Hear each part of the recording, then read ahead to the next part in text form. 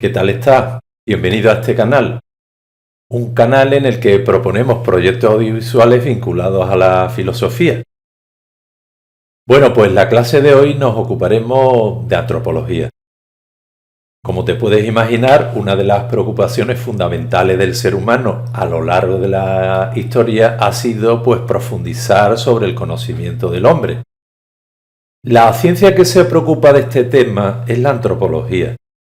Analizando etimológicamente esta palabra, diremos que antropología se compone de la raíz antropo, que significa hombre, y logo, que podemos traducir como conocimiento, como tratado o estudio.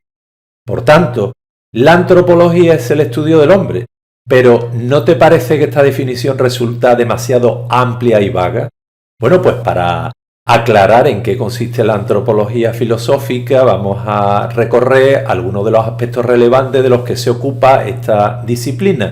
Lo haremos en 2 sesiones de clase. En este primer vídeo me ocuparé de 3 puntos: las implicaciones filosóficas de la evolución, el evolucionismo en el pensamiento filosófico y los componentes natural y cultural del ser humano.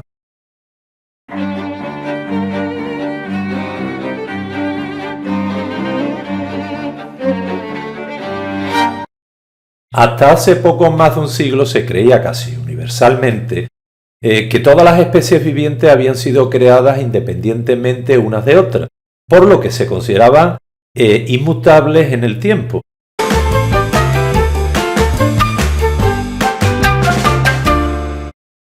A esta teoría, aceptable solo desde el punto de vista de la fe, se le llama creacionismo y nos remite a enseñanzas tradicionales o relatos míticos extraídos de los contactos de los profetas con la divinidad, que son transmitidos de forma oral y recogidos en los libros sagrados.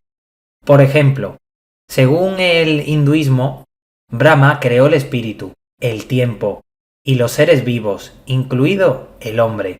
En la religión babilónica, el dios Marduk creó el sol, la vegetación, y tomando barro de la tierra, hizo la primera mujer y después el hombre.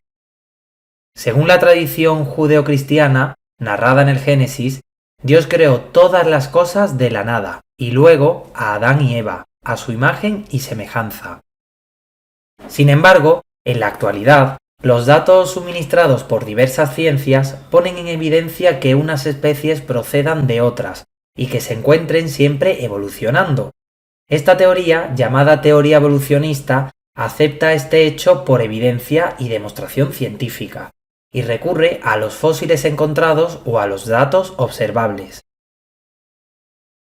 Según esta concepción, la mayor parte de los seres vivos actuales derivan de las formas elementales de vida aparecidas hace 2 o 3.000 millones de años. El estudio interdisciplinar de la antropología, la paleontología y otras ciencias unido a los avances científicos nos proporcionan nuevas teorías. Sobre el origen del ser humano se han dado diferentes tipos de explicaciones. Veamos de forma breve cuáles son las explicaciones más relevantes.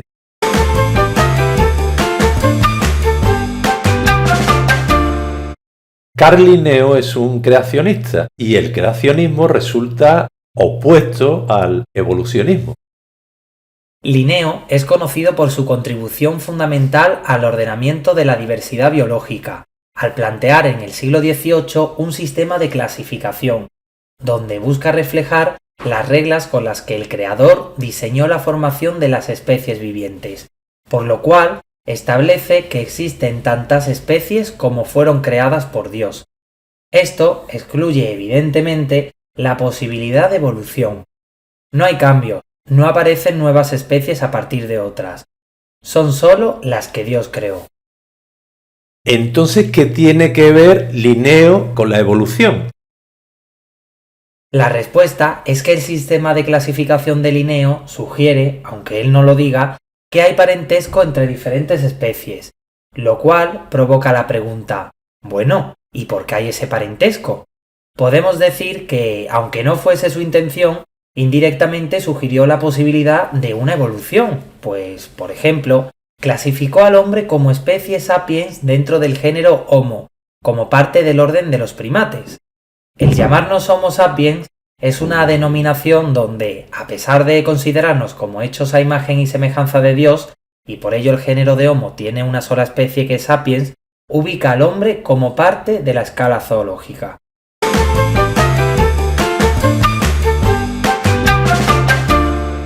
La teoría de Lamarck es uno de los intentos más famosos de proponer una idea de la evolución de las especies. La idea básica de la teoría de Lamarck era la siguiente: el entorno cambia, las formas de vida luchan por adaptarse continuamente a las nuevas exigencias de su hábitat. Estos esfuerzos modifican sus cuerpos físicamente y estos cambios físicos son heredados por la descendencia. Es decir, la evolución que proponía la teoría de Lamarck se refiere a un proceso que se sostiene en un concepto llamado herencia de las características adquiridas. Los padres transmiten a los hijos los rasgos que adquieren a partir de cómo se relacionan con el entorno. Podemos entenderlo con el siguiente ejemplo. Unos antílopes, muy parecidos a la jirafa, tienen originalmente cuellos cortos, pero debido a que la hierba y los arbustos empiezan a escasear cada vez más, necesitan recurrir a alimentarse de las hojas de los árboles con mayor frecuencia, por lo que sus cuellos se fueron haciendo más largos debido al estiramiento provocado al tratar de alcanzar las hojas más altas de los árboles. Fue de esta manera como el rasgo adquirido pasó a la descendencia, es decir, los descendientes heredaron los cuellos largos. Según la teoría de Lamarck, aquellos que no luchan por acceder a las hojas de los árboles estirando el cuello tienden a morirse dejando poca o ninguna descendencia, mientras que los que estiran el cuello no solo sobreviven, sino que esta característica física, es decir, el cuello más largo, es transmitida a su herencia. De este modo, con el paso del tiempo y de las generaciones, aparece una forma de vida que antes no existía, la jirafa.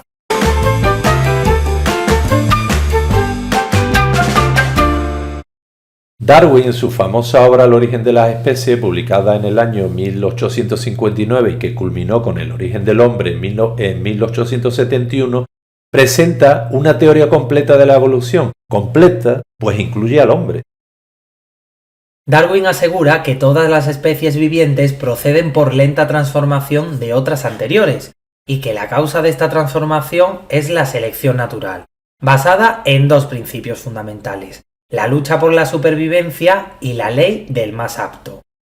Basándose en la teoría de Malthus, economista británico que predijo que llegaría un momento en el que los alimentos escasearían debido al hecho de que la población tiende a crecer en mayor proporción que los alimentos, de esta manera en las poblaciones de seres vivos tienden a sobrevivir los más aptos, es decir, los que mejor se adapten al medio por su capacidad para conseguir más alimento, escapar de sus predadores, sobrevivir a las condiciones ambientales, gastar menos energía, etc. Estos transmitían sus caracteres a los descendientes, quienes a su vez vivirán más que los peor dotados.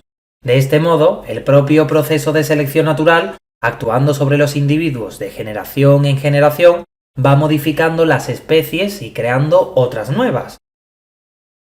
Por ejemplo, la sequedad de un desierto presionará a todas las especies para tener una mayor resistencia a la deshidratación, mientras que los menos adaptados morirán y se perderán en la historia. Los que mejor se adapten a esta nueva circunstancia tienen más posibilidad de sobrevivir, por tanto, de prolongar su vida y, en consecuencia, más oportunidades de reproducirse.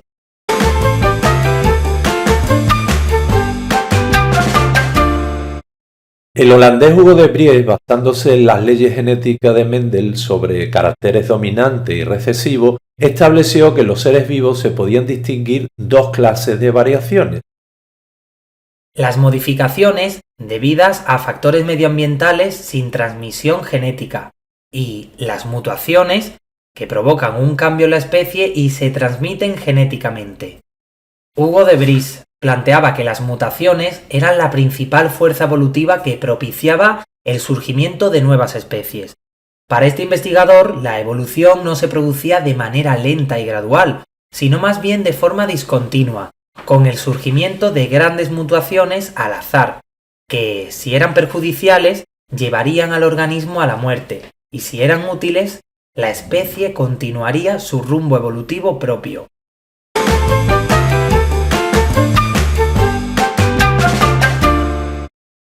La teoría sintética de la evolución o neodarwinismo consiste en la fusión entre darwinismo clásico y genética moderna. Básicamente dice que los fenómenos evolutivos son el resultado de la relación entre las mutaciones favorables preservadas por la selección natural. Esta teoría defiende que la naturaleza realiza una labor selectiva anulando a los individuos con genes desfavorables y quedándose con aquellos otros cuyas mutaciones genéticas les permite ser más aptos, por lo que se produce una variación progresiva de los seres. Aunque esta teoría es la más acertada actualmente, hay otras teorías que creen que no es del todo acertada.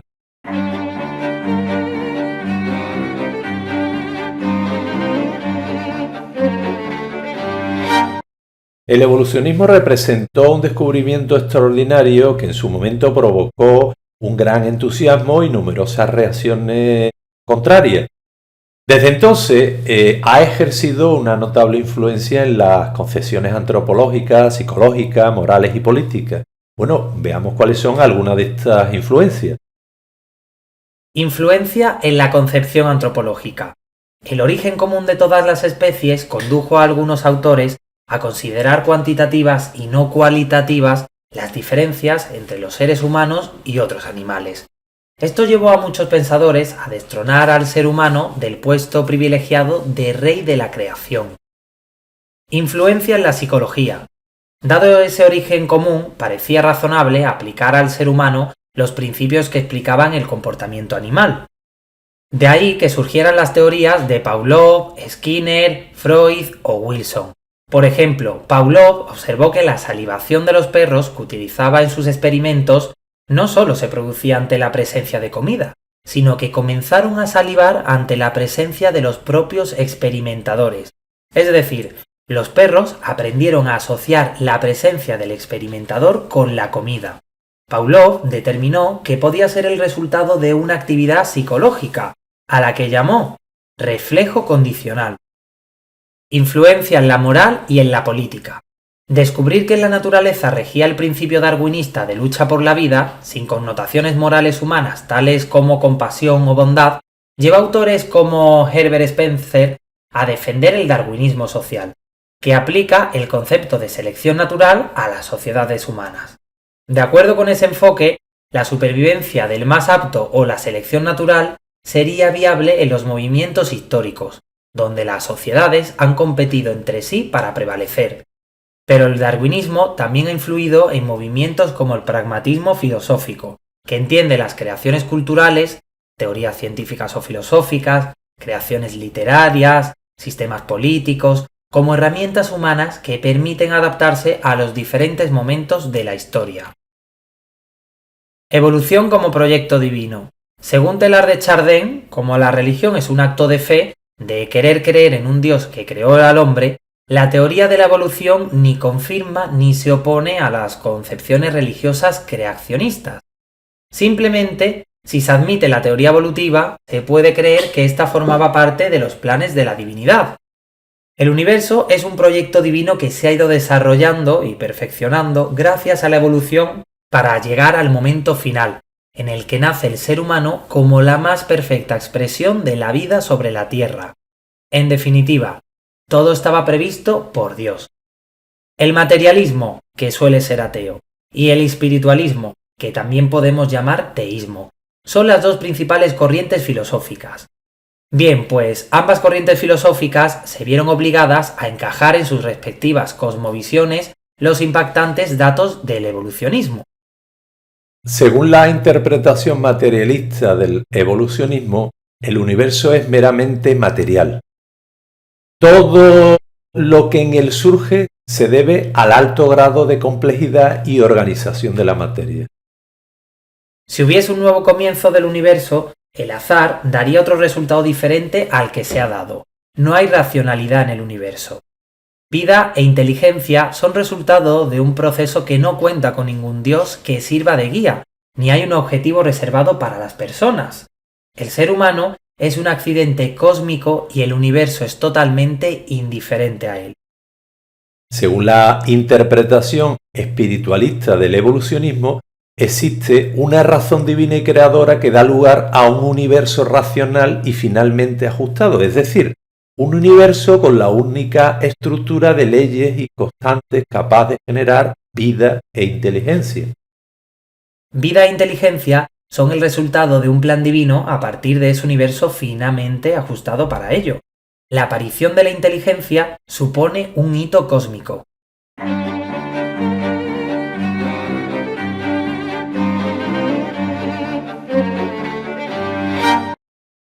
Hemos visto que desde un punto de vista exclusivamente biológico, el ser humano es una especie animal producto de la evolución natural de las especies. Llamamos antropogénesis al origen del ser humano en la Tierra. Podemos dividirla en dos procesos simultáneos y complementarios, hominización y humanización. La hominización es el proceso de evolución biológica del ser humano y la humanización es el proceso de su evolución social y cultural.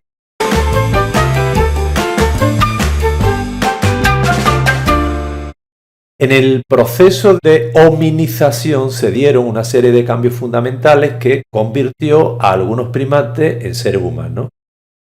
La posición erguida, la liberación de las extremidades superiores, el desarrollo cerebral, el perfeccionamiento de la mano, el dedo pulgar, que puede estar en posición opuesta a los otros, capacita para realizar operaciones delicadas. La posición erguida permitió más amplitud de visión y liberó las manos que, gracias al desarrollo cerebral, pudieron utilizarse para defenderse y manipular y fabricar objetos. Gracias a estos cambios de la hominización, el ser humano posee diferentes capacidades que hacen posible la humanización. Veamos cuáles son las capacidades más relevantes propiciadas gracias al proceso de hominización. El ser humano posee una capacidad muy elevada de aprendizaje. Si bien otras especies animales son capaces de modificar su conducta con la experiencia e incluso aprender por imitación de otros, la acumulación de conocimientos y la capacidad de enseñar y aprender de la especie humana sobrepasa con mucho a otra cualquiera. Otra capacidad importante es la de crear herramientas. Pero más allá de crear y usar herramientas aisladamente, los seres humanos crean tecnologías. Es decir, combinando un conjunto de conocimientos y técnicas, el ser humano logra situaciones útiles a fin de modificar su entorno material o virtual para satisfacer sus necesidades. Resulta fundamental la capacidad simbólica y, por tanto, de crear símbolos, es decir, signos que sustituyen a otras realidades. Los símbolos del lenguaje articulado, las palabras, son convencionales. Esto significa que la relación entre el signo y lo designado ha sido arbitrariamente establecida por nosotros. Por ejemplo, la relación entre los sonidos casa y la casa real es inventada. A diferencia del lenguaje animal, el lenguaje articulado, como es convencional, puede crear tanto símbolos como cosas a las que necesite referirse, ya sean presentes, futuras o pasadas, reales o imaginarias, y pueden afinar increíblemente y elaborar mensajes mucho más ricos, complejos y sutiles. Gracias a la hominización, el ser humano alcanzó una mayor capacidad de comunicación. El lenguaje humano es la capacidad central que hace posible la creación de avanzadas tecnologías, complejas relaciones sociales y la transmisión y acumulación de conocimientos. Durante el proceso de hominización, el ser humano adquirió la capacidad de autoconciencia. Llamamos autoconciencia al conocimiento inmediato que el ser humano tiene de su existencia y de su individualidad, lo que le permite sentirse como un ser diferente de los demás y diferente de la naturaleza. Con la autoconciencia, la manera de existir del ser humano es más compleja y completa, pues existir sabiendo que existimos es mucho más que meramente existir. Y, finalmente, hay que destacar el alto grado de cooperación que se da entre los miembros de la especie humana.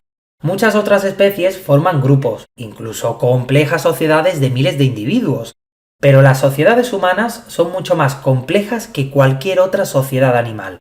Cada individuo tiene múltiples funciones o papeles en la sociedad, que cambian en el tiempo y lo relaciona con un gran número de otros individuos. Estas capacidades están interconectadas. El aumento de una de ellas conlleva el aumento de las otras.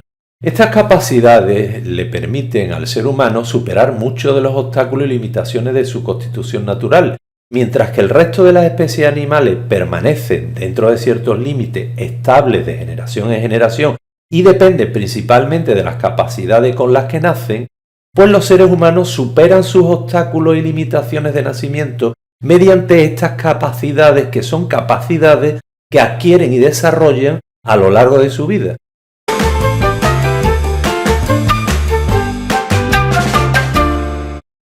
Gracias al proceso biológico fue posible y simultáneo el proceso cultural.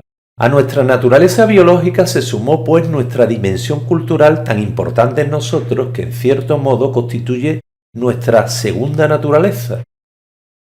Los animales se guían por instintos, que son unas pautas fijas de conducta necesarias para la supervivencia. El ser humano, como el resto de los animales, también posee impulsos y necesidades naturales, como la necesidad de protección y de alimento, pero su información instintiva es muy escasa, es decir, no nace sabiendo de qué modo concreto ha de satisfacerlas. Por este motivo, el aprendizaje desempeña un papel muy importante en el desarrollo humano. En el ser humano se produce una relación de tensiones e influencias mutuas entre el impulso innato de satisfacer las necesidades naturales y la respuesta cultural que aprende.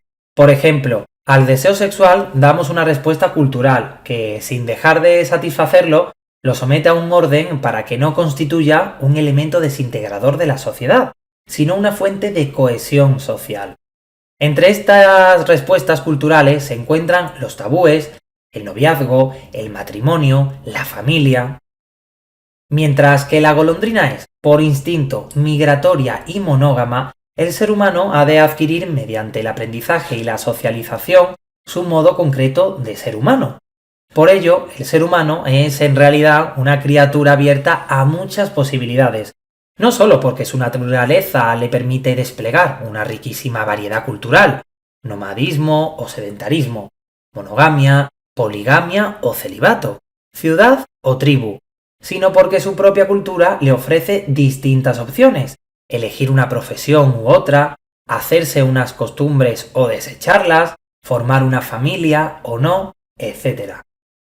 Así pues, para nuestra supervivencia, es más importante y variado lo aprendido en una cultura que lo dado por nuestra naturaleza biológica. Se puede afirmar que la naturaleza humana es cultural. Bueno, pues aquí ponemos el punto y final a esta primera sesión dedicada a la antropología filosófica. En el siguiente vídeo que voy a dedicar a esta disciplina, pues lo que voy a hacer es recorrer las concepciones filosóficas más relevantes sobre el ser humano y me ocuparé también de una vieja pregunta, la pregunta por el sentido de la vida humana. Hasta la próxima clase.